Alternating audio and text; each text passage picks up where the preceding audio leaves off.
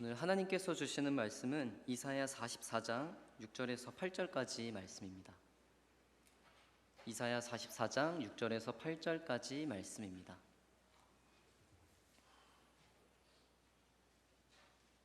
다 찾으셨으면 우리 함께 하나님의 말씀을 함께 읽도록 하겠습니다. 이스라엘의 왕인 여호와, 이스라엘의 구원자인 만군의 여호와가 이같이 말하노라. 나는 처음이요 나는 마지막이라. 나 외에 다른 신이 없느니라. 내가 영원한 백성을 세운 이후로 나처럼 외치며 알리며 나에게 설명할 자가 누구냐. 있거든 될 일과 장차 올 일을 그들에게 알릴지어다. 너희는 두려워하지 말며 겁내지 말라. 내가 예로부터 너희에게 듣게 하지 아니하였느냐. 알리지 아니하였느냐. 너희는 나의 증인이라. 나 외에 신이 있겠느냐. 과연 반석은 없나니 다른 신이 있음을 내가 알지 못하노라. 아멘. 할렐루야. 복된 주일 보내고 계십니까? 오늘 이사야 말씀을 준비하면서 참 고민과 걱정이 참 많았습니다. 이사야라는 이 성경이 정말 어려운데 우리 성도님들에게 어떻게 잘 전할 수 있을까? 하나님 앞에 구하고 기도하는 와중에 말씀 안에 거하시는 하나님을 만나서 그 말씀 가운데 주시는 그 은혜를 제가 먼저 경험하고 누리는 시간이었던 것 같습니다. 오늘 예배 가운데 하나님의 말씀을 들으시고 유일한 반석 되시는 하나님만 믿고 의지하는 우리 대길교회 성도님들 되기를 축복합니다. 오늘 이사야가 선지자로 부름받은 시기, 그러니까 이사야가 선지자 활동을 하는 이 시대적 배경은 사실 그렇게 순탄하지만은 않았습니다. 이스라엘 역사를 살펴봐도 이렇게 참담하고 암담할 때가 있을까라는 생각이 들 정도로 어려운 시기였는데요. 이스라엘이 북이스라엘과 남유다로 분열된 상황이었고, 이 남유다와 북이스라엘마저 주변에 있는 강대국들 때문에 정말 여러모로 안팎으로 어려운 상황이었습니다. 이사야 1장 4절 말씀에 이러한 모습들, 이러한 배경들이 잘 나타나 있는데 제가 읽겠습니다.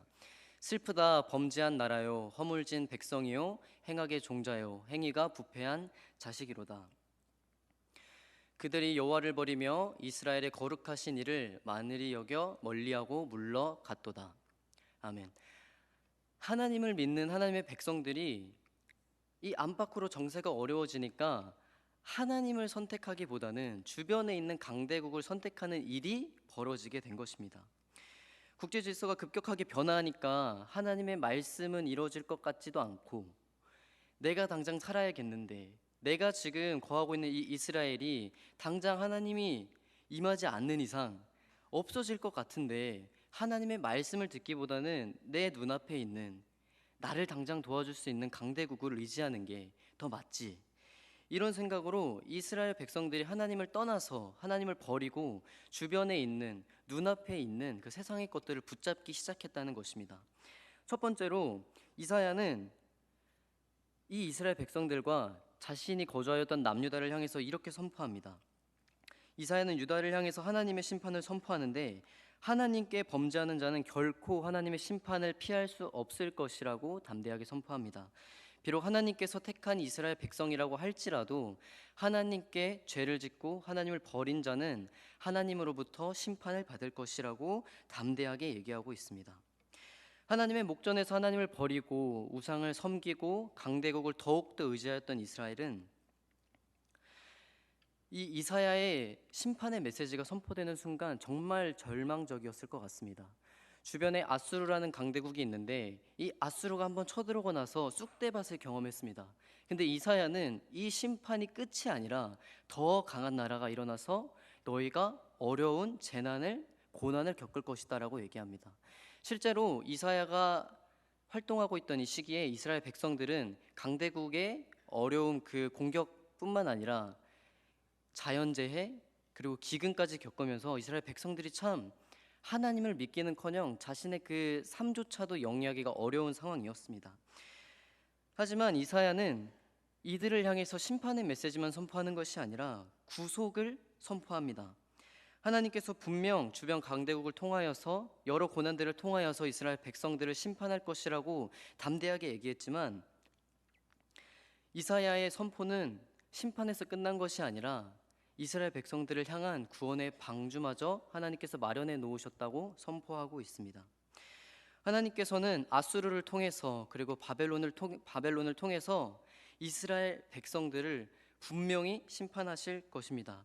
그리고 성경에서 살펴보면 우리가 알 수 있는 것처럼 이스라엘 백성들은 바벨론 포로 생활을 겪었고 하나님께서 선지자들을 통하여서 전하신 그 심판의 메시지들이 하나둘씩 이뤄가는 것들을 자기 눈으로, 자기 몸으로 직접 체험했습니다. 하나님께서는 역사를 다스리는 분이시기 때문에 이스라엘에 일어난 일과 일어날 일은 하나님께 놀라운 일도 아니고 하나님의 뜻에 어긋나는 일도 아닙니다. 어떻게 보면 참 역설적입니다. 하나님께서는 이스라엘을 어려움 가운데 있다면 그들을 구원해 주시는 것이 아니라 주변에 있는 강대국을 통하여서 그들에게 고난을 허락하고 그 시간을 통해서 새로운 생명을 얻을 수 있게끔 하고 계시다는 것입니다. 이사야 43장 1절 말씀입니다. 함께 읽도록 하겠습니다. 43장 1절 말씀입니다. 함께 읽겠습니다. 야곱아, 너를 창조하신 여호와께서 지금 말씀하시느니라. 이스라엘아, 너를 지으신 이가 말씀하시느니라. 너는 두려워하지 말라. 내가 너를 구속하였고 내가 너를 지명하여 불렀나니 너는 내 것이라. 하나님께서는 심판이 끝이 아니라고 얘기하고 계신 겁니다. 이스라엘이 처한 상황이 정말 절망적이고 정말 한치 앞에 그 미래도 모른다고 할지라도 하나님께서는 두려워하지 말라. 내가 너를 지명하여 불렀나니 너는 내 것이라. 하나님께서는 구약에 곳곳에 나와 있는 것처럼 약속하신 것들, 이스라엘 백성들에게 선포하신 것들을 하나도 잊으신 적이 없습니다. 처음부터 끝까지 약속하신 것들을 이뤄가고 계시는 하나님이십니다. 저희가 오늘 말씀을 통해서 하나님께서 우리에게 어떤 것을 말씀해 주고 싶으신지를 저희가 확인할 수 있습니다. 6절 말씀입니다. 6절 말씀 함께 읽도록 하겠습니다. 이스라엘의 왕인 여호와, 이스라엘의 구원자인 만군의 여호와가 이같이 말하노라. 하나님께서 한마디로 내가 너희의 어떤 하나님인지 알려줄게. 하나님께서, 이사야는 하나님에 대해서 그냥 여호와라고 표현해도 되지만 이 이사야는 이스라엘의 왕인 여호와, 이스라엘의 구원자인 만군의 여호와, 그러니까 네 번의 칭호를 사용합니다. 여호와, 만군의 여호와, 이스라엘의 왕, 이스라엘의 구원자. 그냥 여호와라고 표현해도 되는데 이사야가 이렇게까지 각종 수식어를 붙이면서 여호와를 설명하고 있는 이유는 이스라엘과 특별한 관계를 맺고 있는 하나님이 어떤 존재이신지 정확하게 알려주기 위함입니다. 그러니까 하나님은 이스라엘의 왕으로서 이스라엘이 포로가 되어 집어삼켜지도록 내버려 두지 않으실 것입니다. 바벨론을 통해서 그들을 심판하시지만 그냥 그렇게 두지 않으실 것입니다. 바벨론이라는 그 강대국을 사용하시지만 하나님께서는 바벨론을 심판할지언정 이스라엘은 그냥 심판한 채로 두지 않으십니다. 이 이스라엘을 다시 자신의 백성으로 내 소유가 되기 위해서 하나님께서 끊임없이 부르시고 끊임없이 이스라엘 백성들에게 확인시켜주고 계신 겁니다. 두려워하지 마라. 두려워하지 마라. 내가 너를 불렀다. 내가 너를 내 소유로 만들 것이다. 하나님께서 하신 이 약속을 이스라엘의 왕이신, 이스라엘 구원자이신 하나님께서 신실하게 실수가 없이 이루실 것을 믿습니다. 이어서 6절 말씀을 이어서 살펴보면 하나님께서는 이렇게 말씀하십니다. 이스라엘의 왕, 이스라엘의 구원자, 만군의 여호와인 내가 이르노니 나는 처음이요 나는 마지막이라. 나 외에 다른 신이 없느니라. 하나님께서 이렇게 말씀하십니다. 내가 처음이고 내가 끝이다. 당시 이스라엘이 우상으로 섬기던 대표적인 신은 바알과 아스다롯입니다. 이들은 이제 대표적으로 풍요를 상징하는 신입니다. 당시 고대 근동에는 이미지마다 신들이 있었습니다. 하지만 그 중에 가장 인기 있었던 신이 바알과 아스다롯인 것입니다. 왜냐하면 가나안에 들어간 이스라엘 백성들은 농업 생활을 하기 시작했기 때문에 이 농사를 하고 나서 이 수출이 너무나도 중요한 것입니다. 왜냐하면 내가 한 해 동안 이뤘던 이 농사와 수출을 가지고 내가 살아가야 되고 또한 내가 낳는 이 다산을 통해서 우리의 민족이, 우리의 지파가 더욱더 힘을 얻게 되는 것이기 때문입니다. 그래서 이스라엘은 하나님과 이방신을 같이 섬겼습니다. 하지만 이런 이스라엘 백성들에게 하나님께서는 담대하게 얘기하십니다. 나는 처음이요 나는 마지막이라 나 외에 다른 신이 없느니라. 하나님께서 주시는 중요한 메시지는 너네가 섬기는 바알과 아스타롯, 나 외에는 다른 신이 없다. 하나님께서는 이것부터 이스라엘 사이의 그 관계를 정리하고 계신 겁니다. 너네가 바알과 아스타롯을 믿으면서 살아가지. 근데 만군의 여호와인 내가 너희에게 말한다. 나 외에 다른 신은 없다. 나는 알파와 오메가요. 나는 처음과 끝이다. 처음과 마지막이 되시는 이스라엘의 하나님은 처음부터 끝까지 피조물을 통치하시고 다스리는 분이시기 때문에 다른 어떠한 존재도 하나님과 견줄 수도 없고 비교할 수도 없는 것입니다. 우리의 신앙이 여기서부터 시작이 되어야지, 우리의 믿음이 여기서부터 출발이 되어야지 하나님이 어떤 분이신지를 알 수 있고 또한 내가 하나님 앞에 어떤 자로 살아가야 되는지를 알 수가 있습니다. 이어서 우리 44장 7절 말씀을 함께 살펴보도록 하겠습니다. 함께 읽도록 하겠습니다. 내가 영원한 백성을 세운 이후로 나처럼 외치며 알리며 나에게 설명할 자가 누구냐? 있거든 될 일과 장차 올 일을 그들에게 알릴지어다. 이 구절은 하나님의 그 유일무이하심을 증거하고 있는 구절이라고 생각하시면 됩니다. 이사야는 하나님이 불가능해 보이시는 일을 예언하시고 그 예언하신 일들을 하나도 실수 없이 빠짐없이 성취하고 계신 분이라고 설명하고 있습니다. 하나님께서는 앞서 설명드렸듯 역사를 주관하시는 분입니다. 처음과 끝이시기 때문에 하나님이 만드신 그 역사 가운데 하나님께서 원하시는 뜻대로 처음부터 끝까지 톱니바퀴 굴러가듯 돌아가고 있습니다. 하지만 이스라엘이 믿는 우상들은 하나님께서 가지신 이 능력들을 가지지 못한 자들입니다. 구체적으로 이스라엘과 유다에 대한 아수르의 총체적인 정복, 그리고 예루살렘을 함락시키지 못한 아수르의 실패, 또한 그 아수르가 몰락할 것이라는 사실, 바벨론에 의한 예루살렘과 유다가 멸망하고 바벨론의 포로로 끌려가고, 또한 이 강대국으로 떠올랐던 이 바벨론이 고레스에 의해서 멸망하게 될 것이라는 사실, 또한 이 고레스가 자유를 선포하고 성전을 재건할 것이라는 이 역사적인 예언들이 우상들은 할 수 없는 일이라는 겁니다. 당시 정세를 살펴봤을 때도, 당시 이 상황을 살펴봤을 때도 이와 같이 예언할 수 있는 분은 오직 하나님밖에 없습니다. 왜냐하면 하나님께서는 역사를 주관하시고 하나님께서는 처음부터 끝까지 모든 것을 주관하고 계시기 때문입니다. 그리고 하나님께서는 이 예언하신 것들을 틀림없이 이루신 분입니다.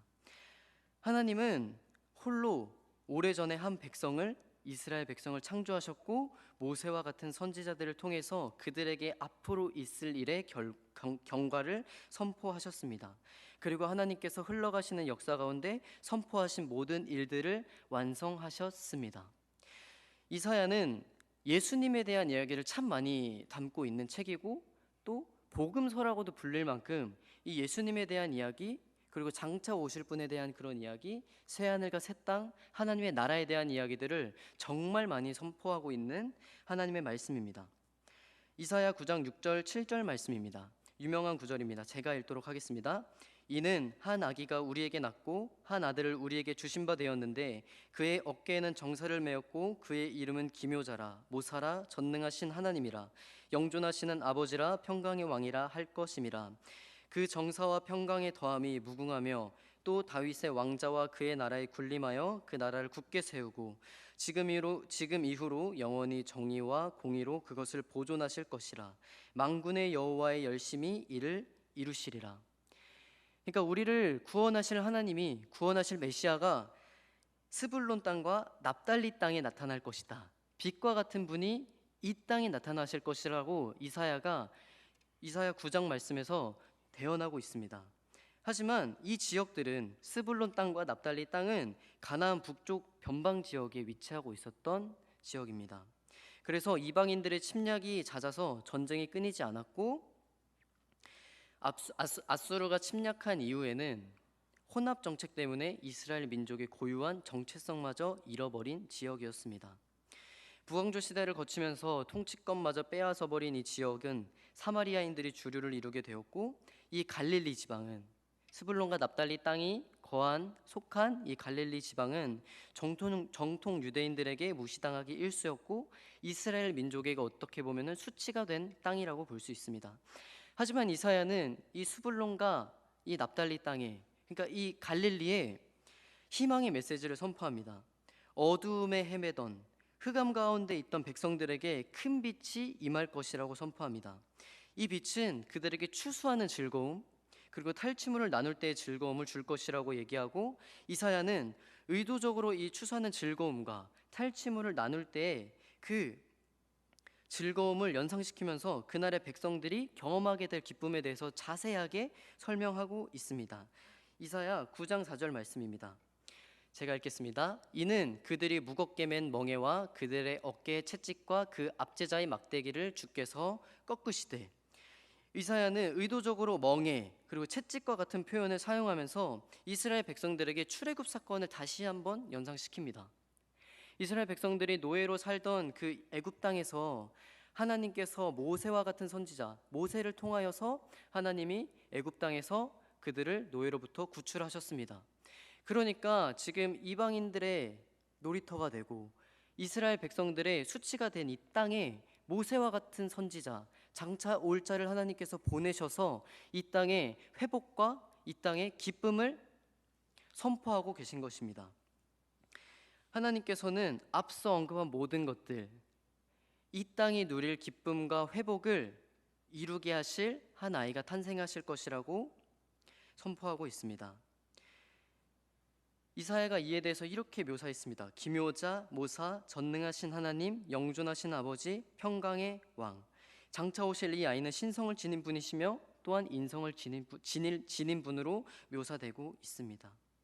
이 말씀이 언제 성취가 되냐면 예수님께서 태어나시고 예수님께서 사역을 하신 그 이후에 예수님께서는 이 예언들이 하나하나 성취되고 있다는 사실들을 이스라엘 백성들에게, 바리새인들에게 하나하나 차근차근 말씀해 주고 계십니다. 그러니까 사실 이 이스라엘 당시를 사는 이스라엘 백성들에게 이 이사야의 그 회복의 메시지가 사실 말도 안 되는 이야기입니다. 이스라엘 백성의 수치였고 정말 회복은 생각도 못할 이 납달리와 스불론 땅에 어떻게 하나님의 그 기묘자와 모사와 장차 올 자가 나타나서 빛이 되어서 그 땅의 회복과 그 땅의 기쁨을 나타내게 될 것이라는 것은 이 이스라엘 백성들에게 당시에 이해할 수 없고 생각할 수 없는 일입니다. 하지만 현재 저희는 이 예언이 예수님을 통해서 성취되었고 이 이방의 갈릴리라는 지역에 예수님께서 태어나셨다는 그 사실을 우리는 성경을 통해서 차근차근 확인할 수 있습니다. 하나님께서는 우리가 예상하지 못한 일들을 선포하시고 우상이 도저히 감히 보여줄 수 없는 능력들을 이사야라는 선지자를 통해서 성경의 말씀을 통해서 처음부터 끝까지 우리에게 동일하게 보여주고 계십니다. 이사야 44장 8절 말씀을 함께 살펴보도록 하겠습니다. 함께 읽도록 하겠습니다. 너희는 두려워하지 말며 겁내지 말라. 내가 예로부터 너희에게 듣게 하지 아니하였으냐 알리지 아니하였느냐. 너희는 나의 증인이라. 나 외에 신이 있겠느냐. 과연 반석은 없나니 다른 신이 있음을 내가 알지 못하노라. 아멘. 이스라엘의 민족의 역사가 계속해서 우리가 살펴봤듯이 역사를 주관하신 하나님의 그 수중 안에 있습니다. 그러니까 하나님께서는 이스라엘의 장차 일어난 일, 일어난 일에 대해서 하나님께서는 주관하고 계시고 단 하나도 그냥 내버려 두시는 법이 없으십니다. 바벨론의 포로로 잡혀간다는 심판의 메시지만 성취된다고 하나님께서 얘기하지 않으셨습니다. 심판의 메시지 이후에 구원의 구속의 메시지를 하나님께서 선포하셨습니다. 그러니까 하나님께서 이루어지지 않을 것마저 이루게 하신 하나님께서 지금 이스라엘 백성들에게 두려워하지 말라고 얘기하십니다. 내가 너희를 구속하였다고 얘기하고 있습니다. 그러니까 이스라엘 백성들에게 이 사실을 다시 한번 얘기해주고 싶어서 이스라엘 백성들이 이 사실을 잊지 않고 이 사실을 까먹지 않고 하나님께서 우리를 구원하실 수 있는 분, 하나님께서 역사를 주관하시는 분, 하나님께서 창조하신 모든 것을 다스린다는 그 사실을 이스라엘 백성들에게 가슴 깊숙이 이스라엘 백성들이 잊지 않을 수 있도록 강렬하게 얘기해주기 위해서 7절과 8절 말씀을 이스라엘 백성들에게 선포하고 있는 것입니다. 이스라엘 백성들이 그 이사야의 예언을 지나면서 포로로 끌려가면서 하나님의 말씀이, 이사야의 그 예언이 성취되지 않을 것이라고 생각했을 것입니다. 포로로 끌려가는 이 상황에 하나님께서 우리를 회복하신다고 우리에게 말씀해 주셨는데, 우리가 지금 포로로 끌려가고 있는 상황에 대체 하나님께서 우리를 언제 회복하여 주시고 우리를 언제 이스라엘의 백성으로서 살아갈 수 있게 하시는가에 대한 이 불만들이 쏟아졌을 것입니다. 하지만 하나님께서 선포하신 이 말씀들은 시간이 지나고 또 시간이 지나서 하나님께서는 이 말씀을 빈틈없이 성공시키셨고 빈틈없이 이 말씀을 완성시켜 주셨습니다. 그러니까 150년 전에 하나님께서 이러한 예언을 하였다고 들은 이스라엘 백성들은 포로에서 다시 성전을 재건하러 가는 그 과정 가운데 하나님께 이렇게 선포했을 것입니다. 그렇습니다, 하나님. 이 모든 일 가운데 어느 일도 일어나기 오래전에 하나님께서는 우리에게 재난과 축복을 선포하여 주셨습니다. 우리가 재난만 성취되었다고 생각했지만 하나님께서는 말씀하신 그대로 우리에게 재난과 그리고 축복을 모두 이루신 분이십니다. 하나님만 믿고 나아가겠습니다. 이 약속의 하나님이 참 저한테 큰 위로가 되었습니다. 하나님께서는 창세기에서부터 수많은 사람들과 언약을 맺으십니다. 하나님께서는 노아를 통해서, 아브라함을 통해서, 모세를 통해서, 다윗을 통해서, 또한 이사야를 통해서, 에스겔을 통해서, 수많은 선지자들을 통해서 하나님께서는 내가 너희를 구원할 것이고 내가 너희에게 찾아갈 것이고 내가 너희를 회복시키실 것이고 너희가 흑암 가운데 있느라 뺏겨버린 그 기쁨과 그 소출의 그 기쁨을 내가 회복하실 것이다. 그러니까 하나님께서는 창세기서부터 예수님을 예언하셨습니다. 우리가 원시복음이라고 하는 여자의 후손이 너의 머리를 짓밟을 것이다. 창세기에서부터 예수님을 예언하셨고 창세기에서부터 예수님을 우리에게 보내주실 것이라고 약속하셨습니다. 그리고 시간이 지나고 구약이 지나면서 이 예언들은 조금씩 성취되기 시작했고 이 예언들은 넓어지고 깊어지면서 하나님께서 어떻게 이 예언들을 이뤄 가실 것인지 신약 성경을 통해 보여주셨고 또한 지금을 살아가는 우리에게도 이 말씀을 믿고 살아갈 수 있게끔 우리에게 계속해서 말씀하고 계십니다. 사실 하나님이 언약을 맺으신다는 것 자체가 하나님을 위한 것이 아니라 우리를 위한 것입니다. 그러니까 하나님께서는 사실 언약을 맺으실 필요가 없습니다. 노아에게 방주의 그 심판이 끝나고 난 뒤에 무지개를 통해서 그 언약의 증표를 보여주신 이유가 무엇입니까? 하나님께서 분명히 물로 심판하지 않으시겠다고 말씀하셨습니다. 하지만 노아와 그 노아의 후손들은 날이 어둑어둑해질 때마다 그때의 일을 기억하게 될 것이고 하나님께서 우리를 심판하지 않으시겠다고 했지만 하나님께서 우리를 다시는 물로 심판하지 않으시겠다고 했지만 그럼에도 불구하고 그들의 마음속에는 하나님이 다시 한번 우리를 물로 심판하시는 거 아니야? 하나님께서 약속하셨지만 이 약속이 바뀔 수도 있는 거 아니야? 라고 생각했을 것입니다. 하지만 하나님께서 이 노아와 노아 후손들에게 무엇을 주셨습니까? 바로 무지개를 언약의 증거로 주셨습니다. 날이 어둑어둑해지고 그때의 기억들이 조금씩 떠오를 때마다 그 구름 가운데 떠오르는 무지개를 보면서 하나님 우리에게 약속하셨지? 하나님 우리에게 약속하신 것들을 이루실 것이야 라는 그런 기대감이 생겼을 것입니다. 이때 노아와 노아 후손들에게 언약하시며 그들에게 잊지 말라고 계속해서 말씀하신 하나님이 지금의 우리에게도 동일하게 말씀하고 계십니다. 나는 처음과 끝이요 나 외에는 다른 신이 없느니라. 우리가 참 많은 우상들을 섬기면서 살아갑니다. 사실 이스라엘 백성들이 우상을 섬긴다는 게 어떻게 보면은 그때 당시에는 조금 더 미신적이고 종교적이기 때문에 이스라엘 백성들이 그렇게 섬기는 게 당연한 것이 아니냐. 그러니까 우리보다 조금 더 우상 숭배에 빠지기 좋은 시기가 아니냐. 어떻게 보면 반은 맞고 반은 틀린 말입니다. 지금 우리는 우상을 만들어서 섬기지 않습니다. 우리가 불교와 다른 종교들은 신상을 만들어 섬기긴 하지만 우리 기독교인들에게 우상이라 함은 사실 눈에 보이는 것보다는 눈에 보이지 않는 것들, 우리 마음속에 있는 것들이 우상이 되기 마련입니다. 이스라엘 백성들이 그 가나안 땅으로 들어오기 전에 참 수많은 기적을 경험하고 가나안 땅에 들어오기 전까지 하나님의 수많은 손길들을 경험했습니다. 하지만 사사기를 보면은 이스라엘 백성들이 가나안 땅에 들어오기 무섭게 하나님을 배반하고 이방 신들을 섬기는 모습들을 발견하게 됩니다. 그 이유가 무엇입니까? 광야 생활을 하다가 하나님이 만나 주시는 것으로 하루하루 자급자족하면서 살다가 이제는 농경 사회가 되었고 우리가 농사 짓고 그 농사에 대한 열매들이 눈으로 보이기 시작하는 겁니다. 근데 같이 살고 있는 이 가나안 이방 민족들은 바알과 아스타롯을 섬기면서 자신이 농사하는 것들의 그 수출과 다산을 그들에게 맡기는 모습을 보고 우리도 저렇게 해야 되는 거 아닌가? 우리의 수출이 당장 늘어나기 위해서 하나님을 믿는 것보다는 하나님을 믿고 그 이방 신들을 섬기지 않는 것보다 지금 당장 이방 신들을 섬기는 게 맞지 않을까? 이 이방 신들을 우리가 섬기는 게 우리 당장 사는데 더 좋지 않을까? 그러니까 사실 이 시기에는 지금 우리가 별반 다르지 않습니다. 더 미신적이지도 않고 더 종교적이지도 않습니다. 오히려 지금이 더 미신적이고 오히려 지금이 더 종교적입니다. 그러니까 이때 이스라엘 백성들이 이방 신들을 섬기게 된 것은 당시 눈에 보이는 것들에 급급했기 때문이고 이 세상의 것들을 탐했기 때문입니다. 지금 지금 현재를 살아가는 우리의 마음 속에 지금 내 삶을 더 영위할 수 있고 더 내 삶의 질을 향상시킬 수 있는 게 무엇이 있을까요? 돈일 수도 있고요, 권력일 수도 있고요, 명예일 수도 있습니다. 우리 마음속에 이런 우상들을 작게나마 우리 마음속에 가지면서 살아갑니다. 하지만 하나님께서는 이스라엘 백성에게 말씀하신 것처럼 그러한 것들은 우리를 구원할 수가 없어. 내가 만든 거야.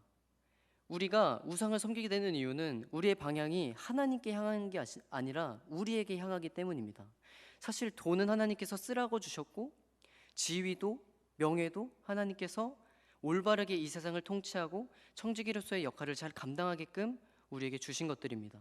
하지만 이 방향이 바뀌는 순간 돈이 하나님을 위한 것이 아니게 되고 나를 위한 것이 됩니다. 지위도 하나님을 위한 지위가 아니라 나를 위한 지위가 됩니다. 명예도 똑같습니다. 명예도 하나님을 위한 명예가 아니라 나를 위한 명예가 됩니다. 하나님께서는 4장 22절 말씀에 이렇게 말씀하십니다. 내가 내 허물을 빽빽한 구름같이 내 죄를 안개같이 없이 하였으니 너는 내게로 돌아오라. 내가 너를 구속하였음이라. 하나님께서 이스라엘 백성들에게 내가 너의 죄를 묻지 않겠다. 너는 내게로 돌아오라. 하나님께서 이스라엘을 통해 하시는 그 심판의 메시지들이 저는 처음에는 되게 무섭게 느껴졌고 어렵게 느껴졌고 당장이라도 돌아가지 않으면 정말 큰 화를 불러일으킬 것 같은 그런 생각이 있었습니다. 하지만 하나님의 말씀을 차근차근 살펴보고 하나님께서 심판의 메시지를 통해서 어떤 마음을 가지고 우리에게 이런 말씀을 전해주시는가를 차근차근 살펴보니까 결국에는 그 선포와 심판과 구속의 메시지 아래에 깔려있는 하나님의 마음은 사랑입니다. 제가 이 말씀을 준비하면서 오랜만에 영화 한 편을 봤습니다. 혹시 예수는 역사다라는 영화를 혹시 보신 적 있으십니까? 그 리 스트로벨이라는 그 목회자가 원래는 기자였습니다. 철저한 무신론자였고 사실을 통해서 진실로 나아간다고 믿는 사람이었습니다. 그가 일하고 있던 방송국에는 이러한 플랜카드도 적혀 있더라고요. 엄마가 사랑한다고 해도 확인해라. 엄마가 사랑한다고 얘기하는데도 확인하라는 겁니다. 그게 기자의 역할이고 그게 기자가 할 일이라는 겁니다. 어떠한 일이 생겨서 자신의 아내가 하나님을 믿기 시작합니다. 근데 이 리스트로벨이 하나님한테 내 와이프를 뺏겼다라고 생각해서 내가 이 기독교가 가지고 있는 핵심 십자가의 부활을 이 오류를 내가 샅샅이 밝혀내서 우리 아내가 믿고 있는 그 사이비와 같은 곳에서 우리 아내를 데려오겠다라는 생각으로 십자가 부활을 부인하기 위해서 이곳저곳 다니면서 전문가들에게 그리고 그 권위 있는 사람들에게 나아가서 고대 사본이 실제로 유효한 겁니까? 그리고 부활하신 예수님을 본 그 500명의 증인들이 그 심리학자한테 가서 이렇게 물어보더라고요. 500명이 단체로 환각을 볼 수 있는 가능성은 없습니까? 그러니까 심리학자가 이렇게 얘기합니다. 한 명의 환각을 볼 수 있는 건 가능하지만 500명이 단체로 같은 환상을 보는 것은 불가능합니다. 나도 무신론자인데 500명이 똑같은 환상을 보는 것보다 차라리 예수님이 부활했다는 사실을 믿는 게 더 올바를 것입니다. 이러한 증거들을 모으고 수집해서 이 기자가 그동안 모은 그 자료들을 화이트보드에 붙여서 골똘히 생각합니다. 예수 그리스도가 정말 진짜 있는 분이고 우리를 위해서 돌아가신 분이라면 왜 그렇게 하셨지? 한 3초간의 정적이 흐르고 아, 사랑이구나 라는 것을 깨닫고 그제서야 하나님이 이겼습니다라고 고백하고 내가 하나님을 믿겠습니다. 그리고 지금은 목회자로 사역하고 계십니다. 사실 하나님께서는 우리를 언제나 사랑해 주십니다. 그래서 우리가 심판받을 사람이라도 불구하고 우리가 심판받을 존재임에도 불구하고 하나님께서는 노하기를 더디하시고 자비롭고 인애로우신 하나님께서 우리에게 구원의 방주를 허락하여 주십니다. 아담과 하와가 에덴 동산에서 죄를 지었을 때 사실 죽었어야 마땅한 사람들입니다. 그럼에도 불구하고 하나님께서는 그들에게 어떠한 것을 약속하십니까? 여자의 후손이 뱀의 머리를 짓밟을 것이다. 너희가 죽을 수밖에 없는 사람이지만 뱀이 너의 발꿈치를 상하게 할 것이지만 내가 너를 위한 구원의 방주를 마련해 놓겠다. 너희가 당장 심판받아도 마땅하지만 내가 너희를 위해서 심판하지 않고 너희를 위한 구원의 방주를 마련해 놓겠다. 예수님을 보내주겠다. 메시아를 보내주겠다고 얘기하십니다. 제가 신학교 1학년 때 이제 아는 목사님한테 가서 이렇게 물어본 적이 있습니다. 하나님이 정말 선하시고 하나님이 정말 우리를 사랑하신다면 왜 우리한테 어려움을 허락하시고 고난을 허락하시는 겁니까? 저는 이제 신앙을 가진 지 그때 한 2년 정도 됐을 때입니다. 고등학교 2학년 때 처음 신앙을 가지고 하나님 앞에 말씀이 정말 궁금하고 내가 그동안 들었던 것들, 내가 생각하던 것들, 가치관이 충돌하면서 하나님이 사랑의 하나님이라면 고난은 왜 허락하시지? 왜 하나님을 믿는 사람들은 고통이 있지? 그러니까 이게 너무 궁금해서 목사님이 계시는 그 사무실로 가서 물어봤습니다. 아니, 목사님, 하나님이 정말 사랑의 하나님이시라면 왜 우리한테 고통을 주시고 고난을 주시고 이해할 수 없는 일들을 하나님께서 허락하십니까? 그러니까 이제 목사님이 조금 들으시더니 손을 한번 이렇게 잡아보라고 하시더라고요. 그래서 손을 잡고 너가 내 손을 놔봐 라고 얘기하시길래 제가 목사님의 손을 놓으려고 하니까 목사님이 제 손을 놓지 않으시려고 더 세게 꽉 잡으시더라고요. 아프지? 그래서 불편합니다.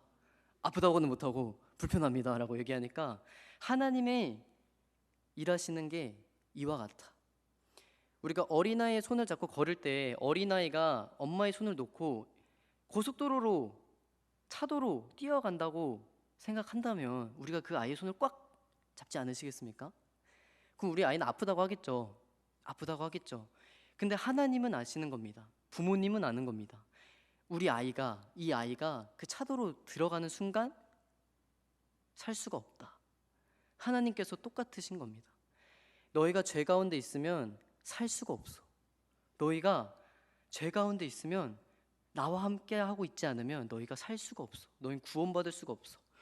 그래서 하나님께서 우리에게 주신 그 말씀이 예수께서 대답하시되 첫째는 이것이니 이스라엘에 들으라. 주 곧 우리 하나님은 유일한 주시라. 내 마음을 다하고 목숨을 다하고 뜻을 다하고 힘을 다하여 주 너의 하나님을 사랑하라 하신 것이요 내 이웃을 내 자신과 같이 사랑하라 하신 것이라. 이보다 더 큰 계명이 없다고 말씀하십니다. 그러니까 하나님께서는 역설적이게도 너가 살고 싶으면 나를 사랑해야 돼. 내가 너를 사랑하니까 너도 나를 사랑해야 돼. 어떻게 보면 참 이기적인 하나님의 명령이고 요구입니다. 근데 하나님께서는 우리를 살릴 수 있는 방법이 그거밖에 없는 겁니다. 너가 내 손을 놓으면 안 돼. 너가 내 옆에 있어야 돼. 너가 나를 사랑해야 돼. 나는 만군의 여호와야. 내가 모든 것을 지었고 내가 모든 것을 통치하고 다스려. 너를 구원할 수 있는 사람은 나밖에 없어. 내 손을 놓으면 안 돼. 이스라엘 백성들이 고난을 겪으면서 재난을 겪으면서 이렇게 생각했을 겁니다. 하나님 나를 사랑하지 않으시는구나. 하나님 이 이사를 통해서 했던 그 예언의 말씀들이 다 쓸모가 없는 거구나. 하지만 하나님께서는 예언을 통해서 선지자들을 통해서 그리고 지금 성경의 그 말씀들을 통해서 내가 너희에게 예언하고 내가 너를 그 사랑하는 마음들은 지금도 변함없이 신실하게 이루고 있어. 내가 너를 사랑하는 그 마음을 위해서 내가 너희를 구원하기 위해서 예언하고 약속했던 것들을 하나도 빠짐없이 이뤄가고 있어. 지금을 살아가는 우리도 이 하나님의 그 선포하심과 하나님의 그 말씀을 우리 마음속에 새겨야 될 줄로 믿습니다. 우리가 살아갈 길은 오직 하나입니다. 오직 예수 그리스도입니다. 예수 그리스도께서 우리에게 찾아와 주셨기 때문에 우리가 하나님을 믿을 수 있고, 예수 그리스도께서 우리를 찾아와 주셨기 때문에 우리가 하나님 나라로 들어갈 수 있게 되는 것입니다. 우리 성도님들께서 오늘 들으신 이 말씀을 가지고 오직 하나님만 붙잡고 살아가는, 만군의 여호와인 하나님만 붙잡고 만군의 하나님만 나의 구원자 되심을 의지하며 살아가는 대길교회 성도님들이 되기를 축복합니다. 우리 함께 기도하도록 하겠습니다. 기도하겠습니다. 사랑의 하나님, 우리에게 말씀해 주시고 우리를 구속하여 주겠다고 선포해 주시니 감사합니다. 우리가 죽을 수밖에 없지만 하나님께서는 우리에게 계속해서 언약의 말씀을 주시며, 하나님, 당신이 어떤 분인지 우리에게 정확하게 말씀하고 계십니다. 우리 마음속에 있는 우상들이 있다면 잠시 내려놓게 하여 주시고, 만군의 여호와이신 처음과 끝이신 그 하나님만 믿고 살아가는 우리가 되게 하여 주시옵소서. 우리가 하나님만 바라보면서 살아갈 때 하나님이 나를 통해서 모든 열방이 돌아오게 하실 줄로 믿습니다. 하나님, 우리를 지으신 그 청지기의 사명을 하나님 앞에서 온전히 회복하게 하여 주시옵소서. 또 돌아가는 발걸음 주님께서 축복하여 주시고 주님 주신 말씀 가지고 살아가게 하여 주시옵소서. 예수님의 이름으로 기도합니다. 아멘.